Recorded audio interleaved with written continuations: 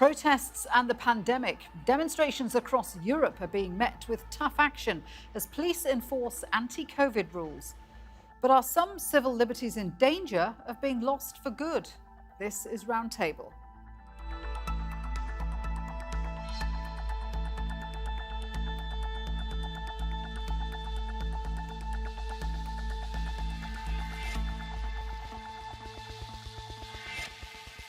Hello, I'm Shuli Ghosh.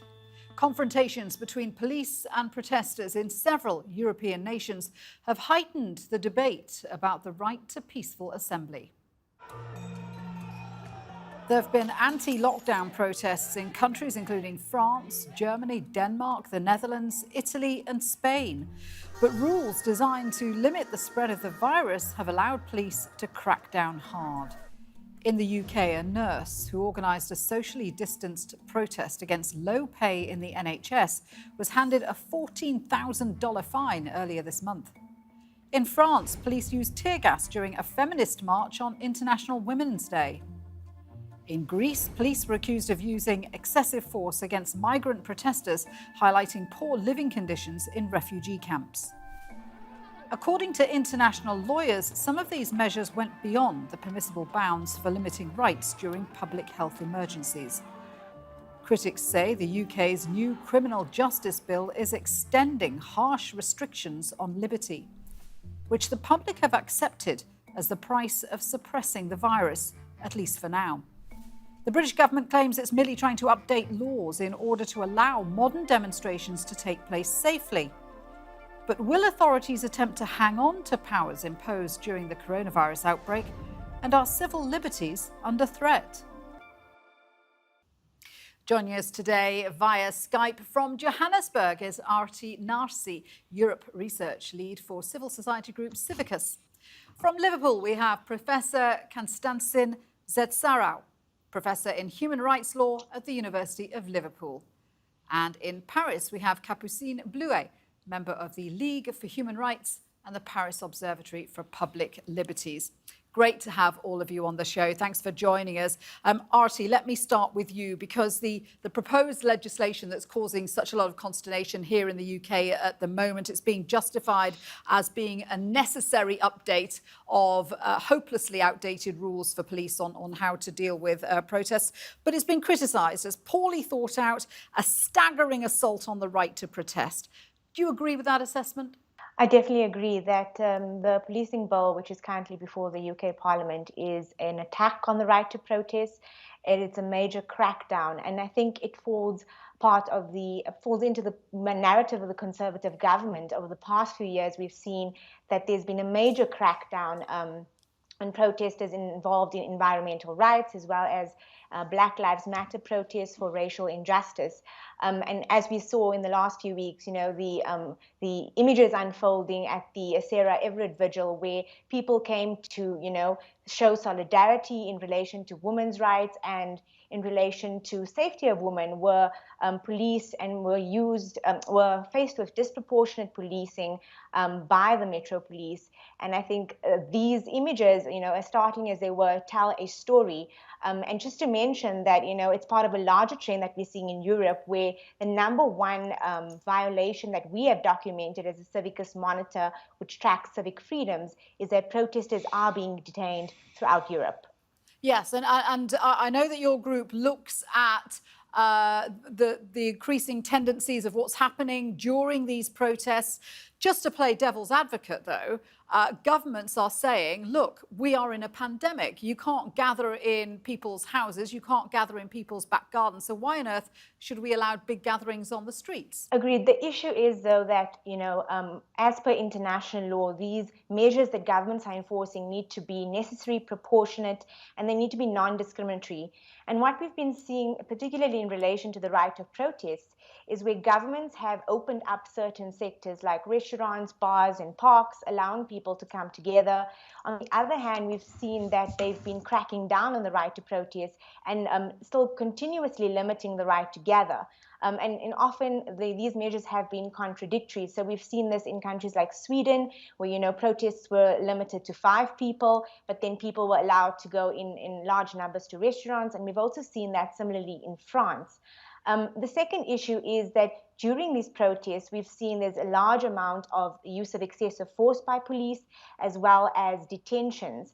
And two issues here are highlighted. Is that the first thing is when police have been detaining protesters and using excessive force, they use methods such as kettling, bring people into forced enclosed spaces, which is also a risk to COVID-19 infection. And then we've also seen that they detain people in enclosed spaces indoors, which is another risk to COVID-19 infections. So it begs the question that if governments are saying that the right to protest is being curtailed because they want to protect populations from health risks, but then on the other hand, the police's actions are not justifying this, and they're actually being seen as a repressing protest rather than protecting the health and the safety of protesters. Right. Kanstantsin, do you agree with that assessment, that there is a contradiction in how governments are responding to COVID-19 on the one hand by allowing businesses to run or non-essential shops to open, and then on the other saying, no, you can't protest, and using more force to crack down on those protests? Yes, absolutely. I agree with this assessment, and this happens in some countries more than in others. And for example, in Russia, they effectively opened up everything except an ability to protest, an ability to gather with some political agenda in mind.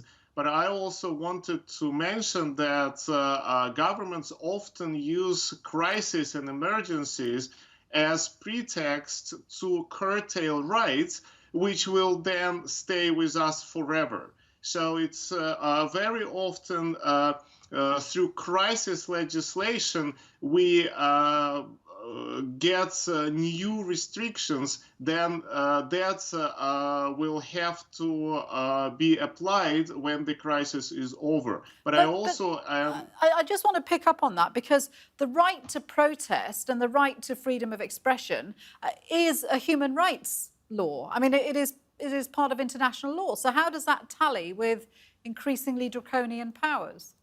Well, of course, right to freedom of expression is enshrined in Article 10 of the European Convention on Human Rights. Right to freedom of assembly is Article 11. So they are in the core of international law and international human rights law. So therefore, if the activities, if the actions of the government are not in compliance with these legal provisions, then the victims can bring the complaint first to local courts in the United Kingdom and then to the European Court of Human Rights.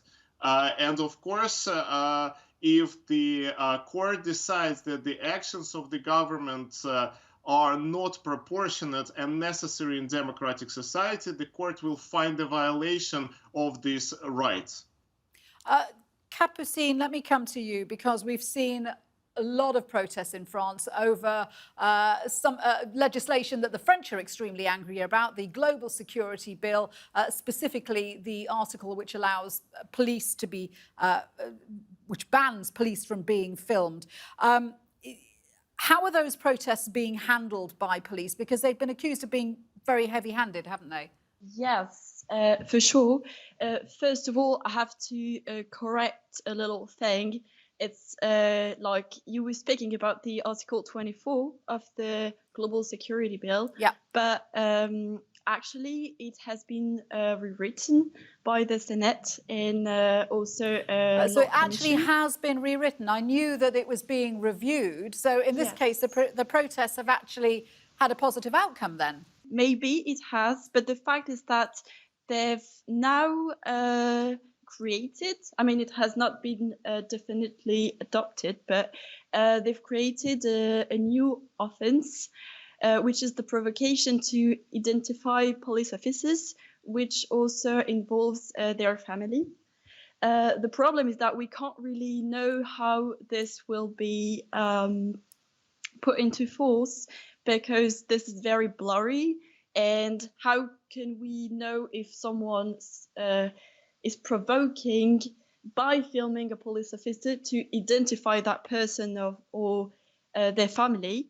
So we're quite worried about it, but it's not the only article which is really scary in that law proposition, because there is also the fact that drones can watch the protests, and also the fact that police officers can carry a camera that is directly, simultaneously broadcasted in the commandment room. And so there have been very massive protests against that law, and I think that the authorities didn't expect it to be so large. Just quickly, because Aarti was talking earlier about numbers of protesters who were detained. Your organisation specifically helps protesters know their rights if something like that happens to them. Is that correct? So protecting the right to protest is one of the goals that you have. What we do is that we observe the protests, and then and especially the maintenance of order, and then we try to see if it fits with the human rights guarantees, and quite often it doesn't. Kanstantsin, I can see that you want to add something there. What would you like to say? Yeah, I wanted to add that actually what was just said in relation to the fact that the legislation is blurry, unclear, and open for interpretation, it's also the feature of the bill that is in the parliament in the UK at the moment. And this is one of the problems of the rule of law. Why? Because actually the government or the law enforcement can be allowed to give very broad meaning to the points that are made in this particular legal provision. So this lack of legal certainty is clearly a major problem, especially in a situation when we are talking about criminal punishment, when people can be punished with huge fines and imprisonment. Thank you. Yeah, and on that, that's a very good point, because following the Sarah Everard protests here in the UK, Shadow Justice Minister David Lammy had this to say. He said, "We must tackle the misogynistic attitudes that underpin the abuse women face. Instead, Conservatives have brought forward a bill that is seeking to divide the country. It's a mess, which could lead to harsher penalties for damaging a statue than for attacking a woman."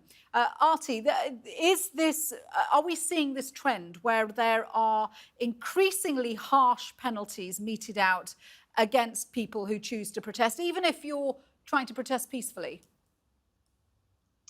This is something we're definitely seeing. So in addition to the increase in police power, we're seeing that protesters are facing criminal charges and even jail time.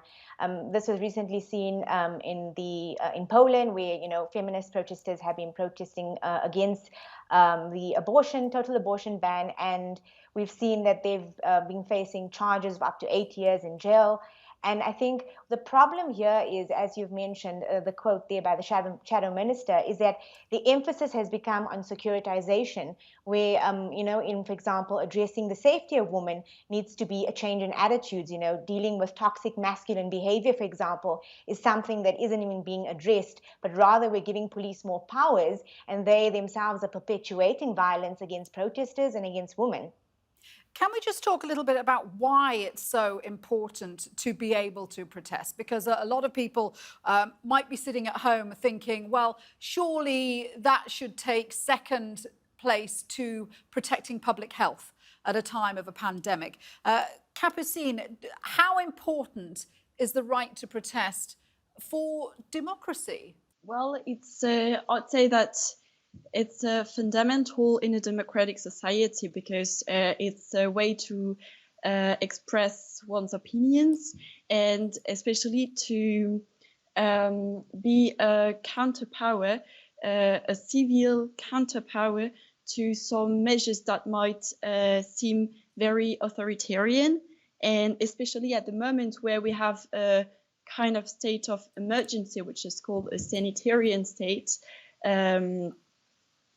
It is, I think, even more fundamental, if I may say so, to be able to protest and to say no to all of those measures that are going directly against democracy. Yeah, I mean, protests are a way of expressing political opinions. We've seen globally many movements recently, Black Lives Matter, Extinction Rebellion, women's rights, pro-democracy campaigners in Hong Kong.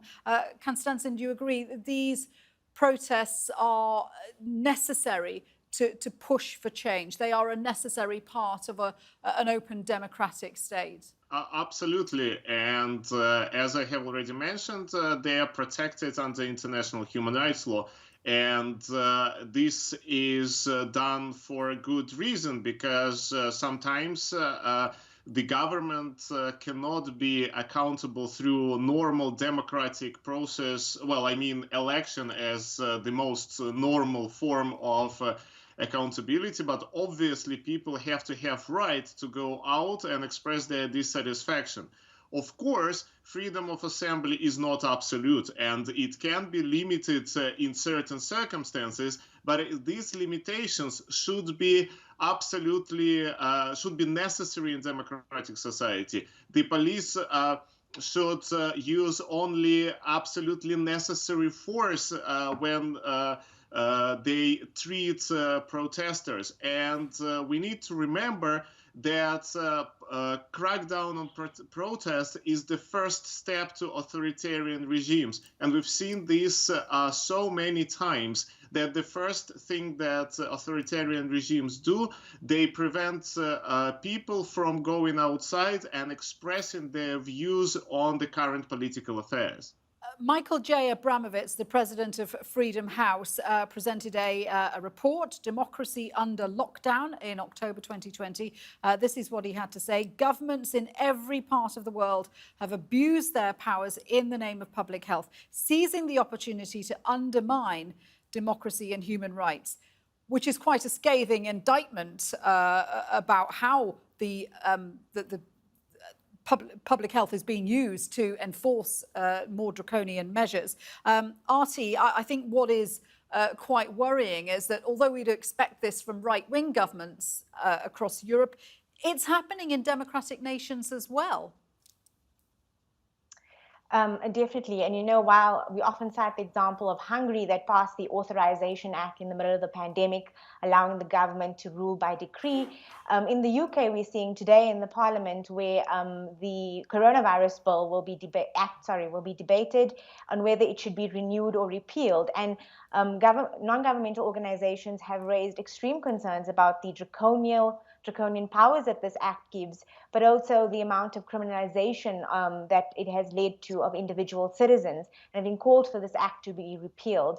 I think the main issue is that many governments around the world, specifically in Europe, have gone beyond what international law permits in terms of limitations on rights, and have used this pandemic as an excuse to further curtail other rights. So I want to ask all of you how worried we should be about the future of the right to protest. Capucine, when you see what's happening in France, when you see how police are handling protests, and the fact that Macron himself is advocating tougher controls for police, how do you think that is going to impact on people's right to assemble?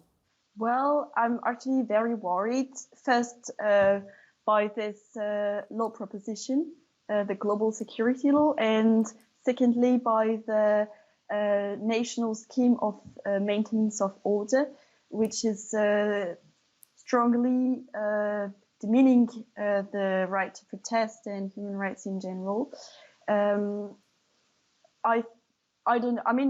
We also have some independent administrative authorities or some jurisdictions that are sometimes playing the role of counterpower, but it's also sometimes not enough. On the other hand, I think that the public opinion is actually becoming more aware of what's going on. And what we are doing with our association is heard by international institutions and also by national institutions. So I choose to remain optimistic. Kanstantsin, what's your view? Is public opinion growing in favour of doing more to protect the right to protest, or is it gradually being whittled away? Well, it's a hard question, but what is clear is that we are at the edge of new world, and we are at the age of new life, and definitely the rules that are introduced now will determine what life will look like in the years that will come. So it's extremely important to establish those rules and to maintain and to protect those rights that we had before. Because now it will be very easy for the governments to justify new rules by saying that the world is changing, and we don't want holograms outside of the Westminster Parliament to protest. We probably need real people to go and express their views if they want so, and if this is safe to do. Kanstantsin, can I just ask you a supplementary question with your Professor of Human Rights Law hat on? Courts tend to take a more lenient view of the right to protest. How do you think the new legislation in the UK is going to gel with the European Court of Human Rights or with courts in general? I wouldn't say that they are more liberal in general. I think that they have to apply law. And the legal provisions in this country say that national legislation should be interpreted in light of what the European Convention on Human Rights says. And the European Court of Human Rights is entrusted with the obligation to ensure that the governments don't go too far in relation to curtailing rights. And the European Court of Human Rights has plenty of cases, especially against countries like Russia, like Turkey, but also cases against countries like Austria, etc., where the court decided whether the state's actions in relation to particular protest were appropriate, necessary in democratic society, and proportionate. And obviously the European Court of Human Rights will have a lot to say in relation to this very broad, very open for interpretation act that is rushed through the parliament in the world record speed, so to speak. And Aarti, what's your view? Do you think these more draconian rules that we're seeing brought in because of the pandemic will be relaxed once the pandemic is over? I think it's something that we definitely need to keep a close eye on, because we've seen this before, with 9/11 in the US, where a lot of legislation that was passed in relation to terrorism and surveillance has had lasting impacts up till today. So we have to constantly monitor whether, some of these legislations that are being passed through without parliamentary scrutiny or very fast processes could have long-standing consequences. But at the same time, I think it's also important to note that, despite the heavy-handed policing and the extra powers given to police, we're still seeing a form of resilience from protest movements around the globe, and including in the EU, where people are still taking to the streets or finding creative ways around protesting amid the COVID-19 pandemic. Is there also a problem, do you think, with the way in which protesters are portrayed? I mean, often they're sort of conflated with rioters or people being disruptive or deliberately flouting the rules or not taking health into consideration. Capucine, do you think that's an issue in France? Are protesters seen sympathetically, or are they written about as if they were troublemakers? Well, that's definitely a problem, especially in the political communication, but also in some mainstream media that are portraying protesters as rioters and that are confusing both of them, and that are considering that every protester could be a criminal, and the practices of the maintenance of order are going this way with the kettling, which brings a criminalization of protesters and so on. And the policing strategies seem, I'm being careful because I don't know for truth their intentions, but they seem to be directed towards the idea that media could shoot some very impressive images such as fireworks, also violences against police officers, destructions of common goods and so on. But then there is a very massive and brutal and violent repression towards all of the protesters, generally at the end of the demonstration, and this is not broadcasted. So there is a very biased portrait of protesters that is being released. I know we all have a lot more to say on this issue, but I'm afraid we're out of time. It's been a great discussion. Thank you very much indeed, all of my guests today, Aarti Narsee, Kanstantsin Dzehtsiarou and Capucine Blouet. Thank you. And you can see more discussion and debate on our YouTube channel. Search for TRT World Roundtable. For now, from me and all the team here, bye-bye. Thanks for watching.